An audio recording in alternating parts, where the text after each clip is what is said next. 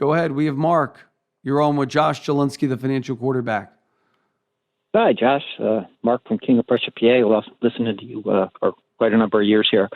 Got a question about when I follow my mutual funds, a lot of times I go to like Yahoo Finance and I look on their performance. I always see like two types of percentage yields there, and I've never really understood the difference between the two. I've Googled it, and then I get even more confused. You're pretty good at explaining things simply. And which of those two yields is really the one I should be more concerned with? Okay, so repeat that question just for our listeners. So when I look at my mutual funds, I'm looking for their performance. And a lot of times I'll go to Yahoo Finance, and under performance, I'll see two percentage yields. I'm not on my computer now, so I can't recall exactly what they're called, but they're right next to each other. Oh, I know what you're talking about. Yield versus, basically, you're distinguishing the dividend yield versus the performance. Yield is distinct from performance. So say you have $100,000 in PSE&G stock, and I'm not telling anyone to go buy it, and it pays a 2.5% dividend. That's not the same as it earning 2.5%. It means the dividend's about $2,500 every year divided by 4 quarters. Performance would be it's up 7%, so your $100,000 is now $107,000.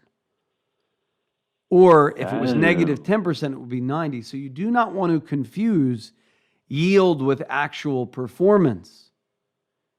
And you don't want to chase yield, or you could be bitten by the yield shark, which this really wasn't timed at everything, but it's something I call the yield shark, which is many investors will go for something because it yields a higher amount. So they'll go for the highest dividend paying REIT. And there were all these newsletters after the last crash in 2008 about dividend superstars or the dividend, gumshoe. It's a guy, dividend detective. And people will often buy these newsletters thinking that the dividend is like reliable. Well, one of the most reliable dividends of all time was BP. Prior to the oil spill that rocked the dividend, the performance was cut in half. Still paid a dividend, still had a nice yield, but if you would have put your money in there before the oil spill some years ago, you would have lost 40% of everything you own.